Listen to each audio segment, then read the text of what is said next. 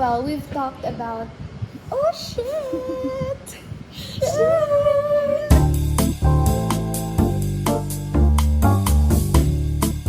So hello everyone, I'm Sab and this is my partner Charm. Today we will be talking about a very important and timely human rights issue that we are facing in the Philippines, which is red tagging. Charm, may alam ka ba tungkol sa red tagging?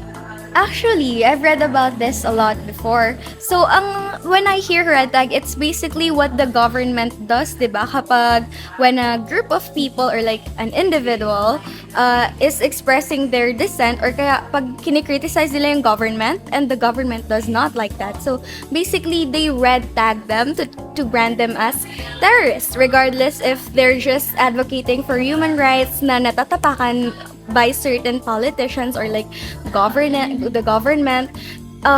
They red tag those people who express their dissent kasi ayaw nila basically na nakikriticize yung ginagawa nila because from their perspective they're only doing what's best for the Filipino people. Yeah.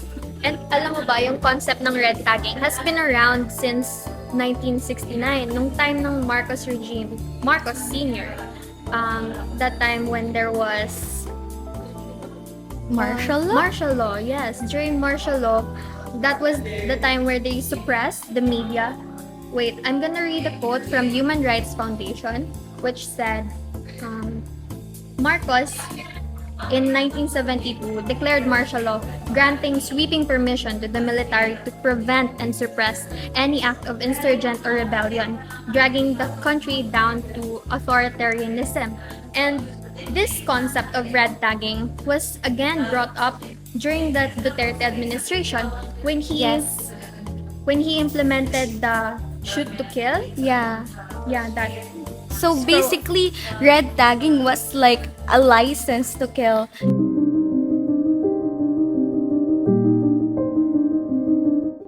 Sino ba yung mga pinaka naapektuhan ng red tagging? Basically, anyone who criticizes the government, pwede silang ma-red tag. Pero most usually kasi, yung mga nare-red tag is human rights activists, journalists, LGBTQ, and the indigenous people. Kasi sila yung may pinaglalaban against the government. So they criticize them. But because they feel na na-oppress sila, so they bring this up to the government. And because of that, they're being red tagged na. They're being branded as communist. So just because they're advocating for their rights and the rights of the oppressed people, they're being red tagged, they're being branded as terrorists. Exactly. Okay. So, about the implications naman, ano naman yung mga nangyayari? Di ba kapag na-red tag ka, they can stalk you? Yeah. They can illegally detain you without a warrant. They can arrest you without a warrant.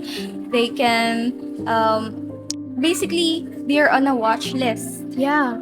They put surveillance on you 24/7, and if they see something suspicious na parang they can connect to being a terrorist, they have the license to detain you illegally without a warrant, to question you as long as they like. That's what red tagging is. So that's very dangerous kasi the police, the military, they are supposed to serve and protect, Yeah. diba? Pero like because of red tagging, nababaliktad. Like who do you run to kapag police na yung nag-oppress sa'yo, right? So Exactly. it poses a huge risk, not just on the people in the groups of the individuals and the groups of people that you've mentioned, the LGBTQ people. Hindi lang journalists, hindi human rights activists, and that's really nakakabahala. Yeah, they're basically intimidating us na para wag mag-speak up, wag sila criticize for the things that they're doing wrongly or pino-point out lang yung mga faults nila, yung mga pagkukulang nila. They're taking that as a way to detain us and parang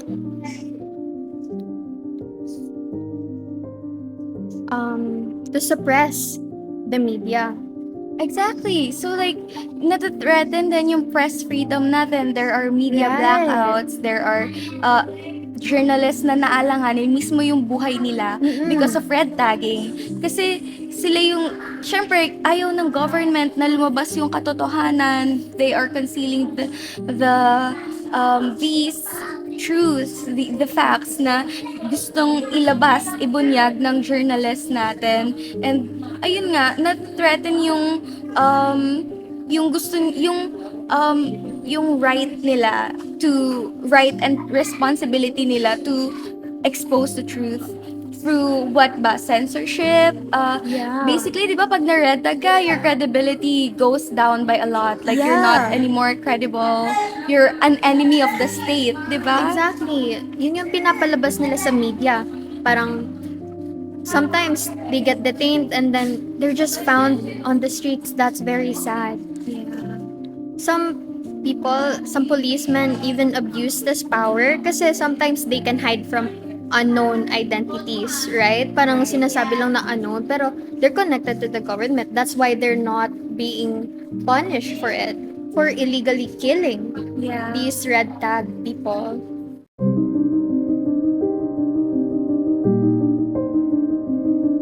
So let's talk about the Anti-Terrorism Act. Are you familiar with it?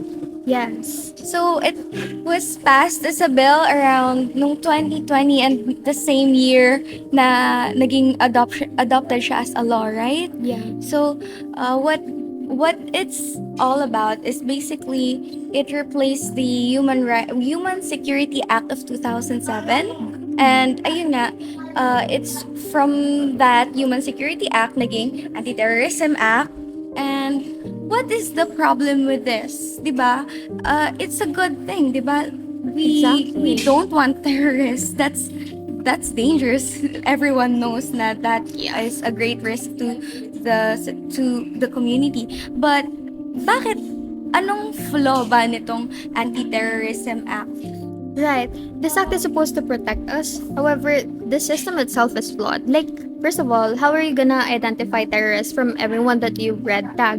This bill, this act grants authority to the security to detain whoever they suspect for as much as 24 days. They can Grabe. intimidate them, interrogate them, and even if they were found as a terrorist in the end, the damage has already been done. Yeah. If you detained an innocent person, they're already very scared because they were intimidated and harassed for as much as 24 days, possibly. And that is a big threat to our rights. Yeah, exactly. And the pinaka-flaw din sa mismong law na ito is the broad definition of a terrorist. Basically, kasi it can brand people as terrorists, it can red tag, it gives the policeman the right to red tag people, a group of people or a congregation na let's say nagdi-discuss lang sila, or like they have nakitaan na they have like the financial capability Yeah. to cause an uprising. That- They can be detained, as you said. They can be they can illegally serve surveillance. They can illegally stalk, stalk basically. them, yeah. And that's really ang broad na nga nung definition ng terrorism that it does not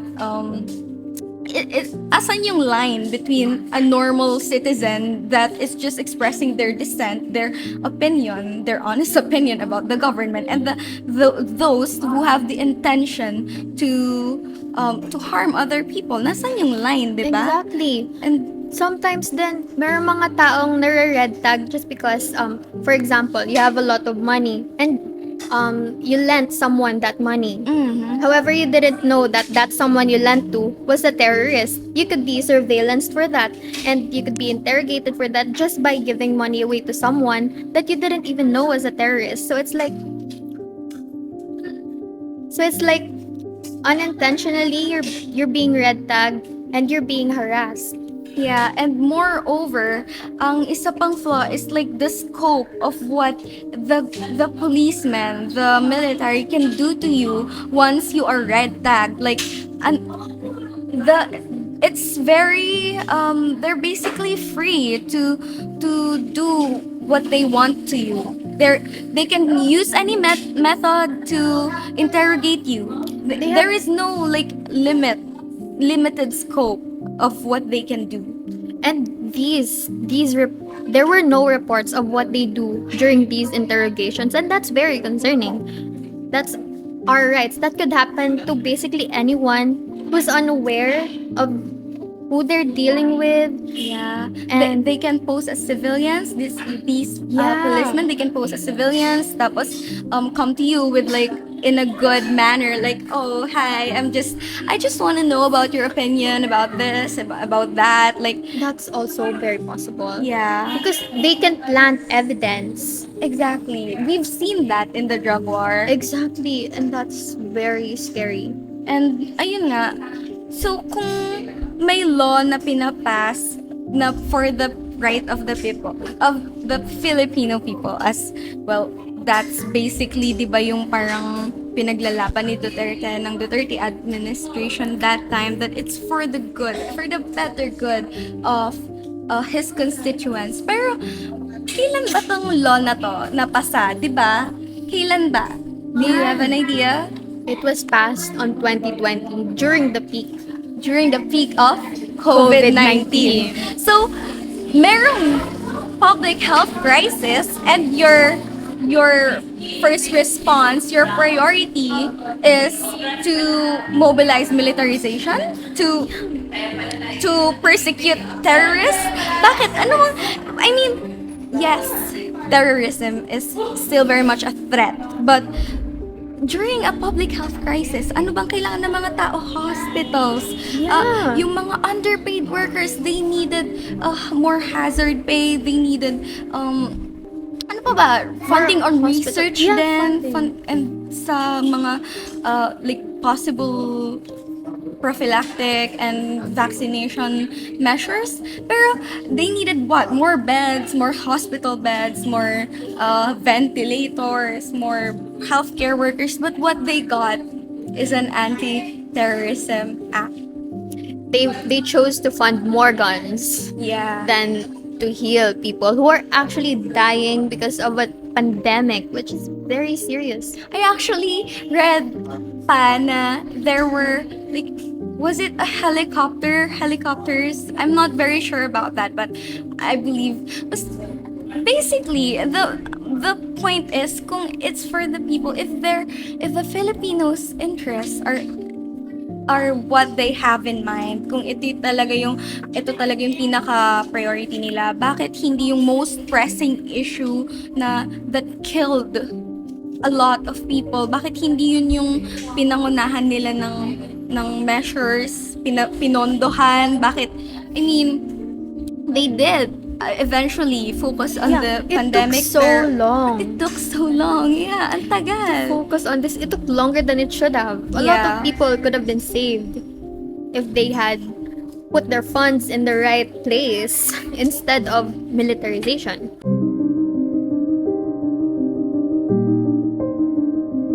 We've talked about the large-scale effects of red tagging on the general public, but how about individual cases? Do you know any? I actually know a very famous red tagging case of a famous journalist. She's known for her Nobel Peace Prize, Maria Ressa. Oh. She was red tagged by a government-backed media platform, SMNI.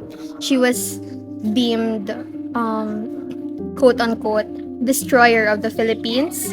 Also published content that branded Ressa as enemy of the state for speaking up against human oppression against human rights.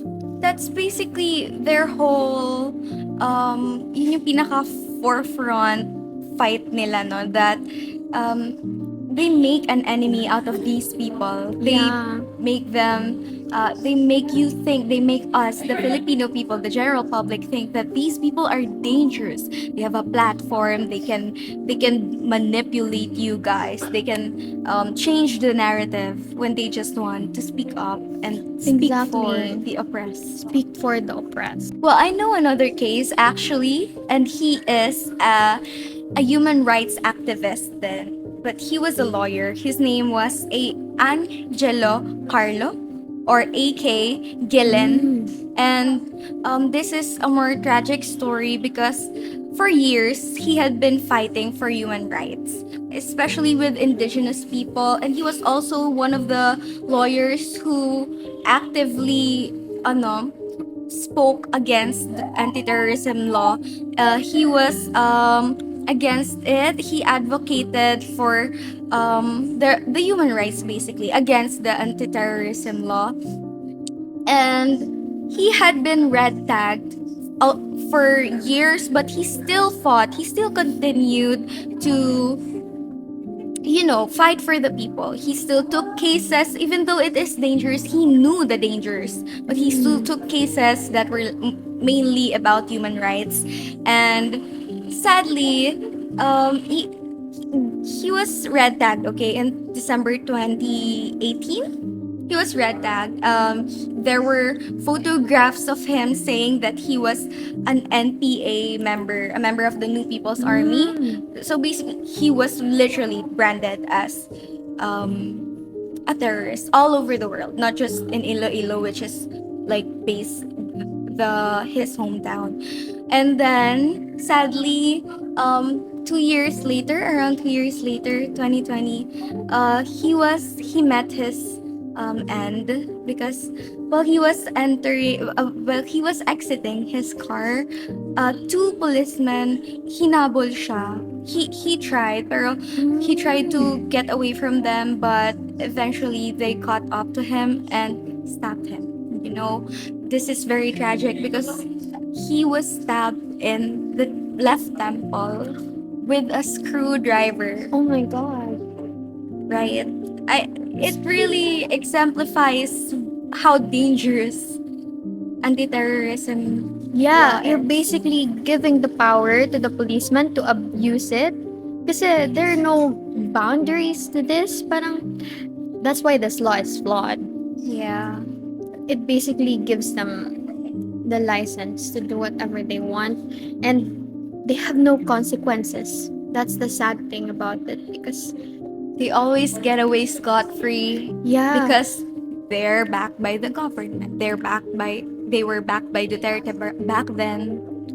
a lot of these cases, will they ever receive justice from these police brutalities, right? Because they were backed by this law that supposedly is protecting us. Exactly.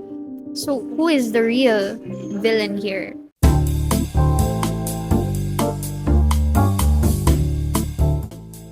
To end this video on a lighter note, just 2 days ago, upon recording this video on May 8th, 2024, the Supreme Court acknowledged that red tagging is a dangerous form of harassment, and they said, quote unquote, red tagging, vilification, labeling, and guilt by association threaten a person's right to life, liberty, and security, which basically affirms all the countless victims under this government policy. Bakit hindi nga masaya? Masaya ako. Sige. Thank you, guys. Thank you for watching this video. We hope you learned something. And we're glad that this ended on a better note. Thank And you. hopefully this development continues on